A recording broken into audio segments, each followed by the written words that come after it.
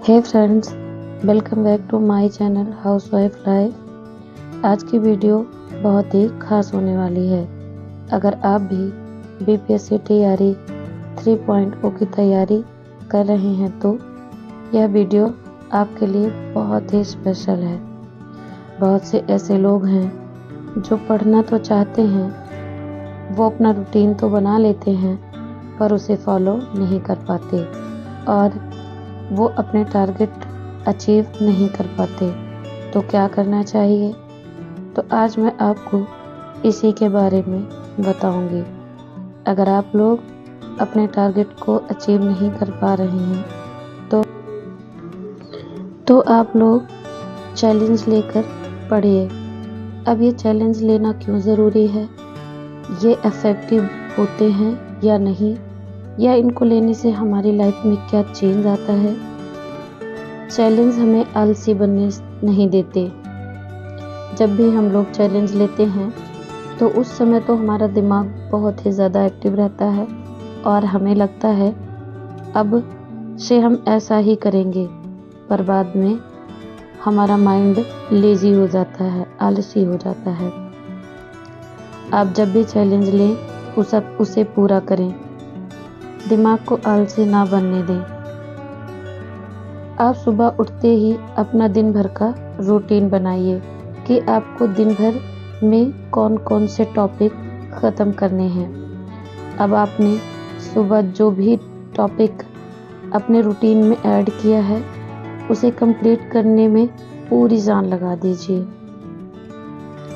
अगर आप लोग इस तरह से चैलेंज लेकर पढ़ेंगे तो आप लोग इन लास्ट 30 दिनों में ही बहुत सारे विद्यार्थियों को पीछे छोड़ देंगे।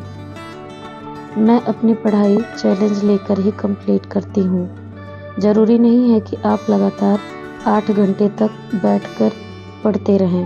आप बीच बीच में उठिए, रेस्ट करिए और कुछ खाइए। अगर आपको भूख लगी है तो आप फिर से बैठिए पढ़ने और आप फिर से अपना जो भी टॉपिक बच रहा है उसे कंप्लीट कीजिए। 8 घंटे लगातार ही बैठना कोई कंपलसरी नहीं है। बस कंपलसरी ये है कि आपने जो रूटीन बनाया है, आपने जितना टाइम अपने लिए सेलेक्ट किया कि मुझे दिन भर में इतना पढ़ना है, वो आपको अचीव करना है और उस टाइम के अंदर आपको वो टॉपिक भी कंप्लीट करने हैं।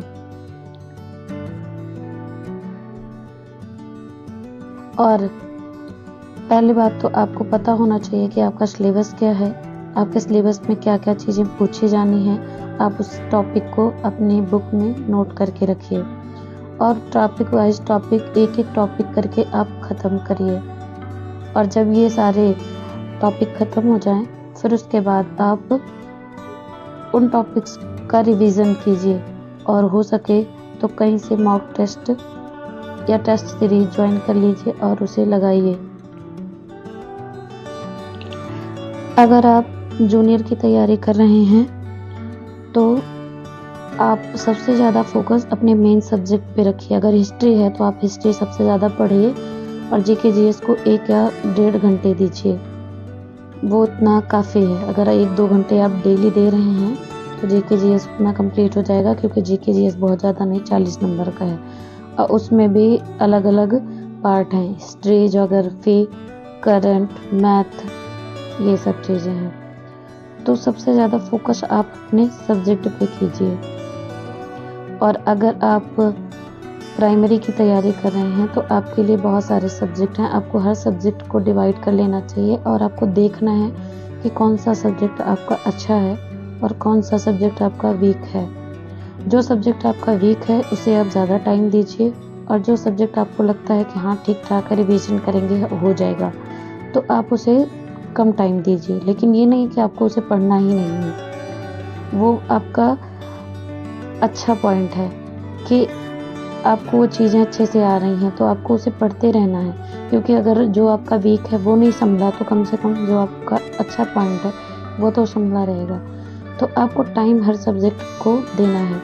जैसे आपके 8 सब्जेक्ट हैं तो आप 8 घंटे का रूटीन बना सकते हैं, या आपके 10 सब्जेक्ट हैं तो आप 40-40 मिनट एक सब्जेक्ट को दीजिए। जो सब्जेक्ट वीक है उससे ज़्यादा, और जो सब्जेक्ट ठीक है, आपका अच्छा है, तैयार है, उसे थोड़ा कम दीजिए। लेकिन पढ़िए। पढ़ना हर सब्जेक्ट है, छोड़ना कोई भी नहीं है। तो जैसे कि मैं जूनियर की प्रिपरेशन कर रही हूँ, तो मेरा मेन सब्जेक्ट संस्कृत है। तो मैं सबसे ज़्यादा टाइम अपने मेन सब्जेक्ट संस्कृत पे देती हूँ। उसके बाद 1 या 1.5 घंटे मैं जीके जीएस पे देती हूँ। थोड़ी देर, बहुत कम टाइम मैं करंट अफेयर पे देती हूँ, क्योंकि करंट अफेयर के क्वेश्चन भी पूछे जाते हैं, पर उसका कुछ पता नहीं है कि कहाँ से पूछ लेगा, इसलिए मैं ज़्यादा टाइम नहीं देती। बच्चे एक गलती और करते हैं। वो जब पेपर नज़दीक आता है तो उनको टेंशन होने लगती है, और इधर-उधर की वीडियो, इनकी वीडियो देख ली, उनकी वीडियो देख ली, ये बुक पढ़ ली, वो बुक पढ़ ली। तो जो लोग जितनी तरीके की बता रहे हैं, आप उन बुक्स या उन चैनल्स के पीछे मत भागिए। ये लास्ट टाइम होता है कि आपने जो नोट्स बनाए हैं, आपके पास जो बुकें हैं जिनसे आपने पढ़ रखी है, आप उन्हीं से पढ़िए। नहीं तो आपके माइंड में बहुत ज़्यादा कन्फ्यूज़न क्रिएट हो जाएगा और आप कुछ नहीं कर पाएंगे। तो पेपर के कुछ दिन पहले आपको इधर-उधर की वीडियो, फ़ोन में गलत इन्फॉर्मेशन, इन सब चीज़ों से बचना है। आपको सिर्फ़ और सिर्फ अपने नोट्स पढ़ने हैं। वो टॉपिक्स जो आपके वीक हैं उनको देखना है, लेकिन अपनी बुक से, अपनी नोट्स से, ना कि इधर-उधर की वीडियो से। टेस्ट सीरीज़ लगाना है जितनी ज़्यादा से ज़्यादा आप कर सकते हैं। यदि आपने कोई कोर्स परचेज़ किया है जिससे आप तैयारी कर रहे हैं, तो आप उसी से देखिए। आप किसी और चैनल के पीछे मत भागिए। आप जिस चैनल से तैयारी कर रहे हैं या जिस बुक से तैयारी कर रहे हैं, उसी से कीजिए, क्योंकि अब आपके पास टाइम बहुत कम है। अगर आप अपने दिमाग को थोड़ी देर इधर, थोड़ी देर उधर लगाएंगे, तो आप कुछ नहीं कर पाएंगे। आपकी जो तैयारी है वो कन्फ्यूज़न क्रिएट करेगी। आपको लगेगा मैंने कितना तैयार किया। आपको अगर बेस्ट प्रिपरेशन इन लास्ट दिनों में करना है, तो आप टेस्ट सीरीज लगाइए, टॉपिक बुक को पढ़िए, उसकी थ्योरी पढ़िए, क्वेश्चंस लगाइए, टेस्ट सीरीज लगाइए, जिससे आपको यह पता चलेगा कि आप उन टॉपिक्स पे कितने क्वेश्चन सॉल्व कर पा रहे हैं। टेस्ट सीरीज लगाना लास्ट टाइम में बहुत ज़्यादा ज़रूरी होता है, जिससे इंसान को ये पता चल जाता है कि उसके कौन से टॉपिक कमज़ोर हैं और कौन से टॉपिक मजबूत हैं। तो आप लोग इधर-उधर की चीज़ों में ना पड़ें और अपने चैलेंज को कंप्लीट करके पढ़ाई करें। और अगर आप इस तरह की पढ़ाई करते हैं, तो आप इन लास्ट टाइम में जो भी हमारे पास बचा है, उसमें ही आप पता नहीं कितने सारे बच्चों को पीछे छोड़ जाएंगे। और ये सोच के तो पढ़ाई कभी मत कीजिए कि सीट इतनी है, बच्चे इतने हैं, तो मेरा नहीं होना। क्यों नहीं होना भाई? हमको तो एक ही सीट चाहिए ना अपनी।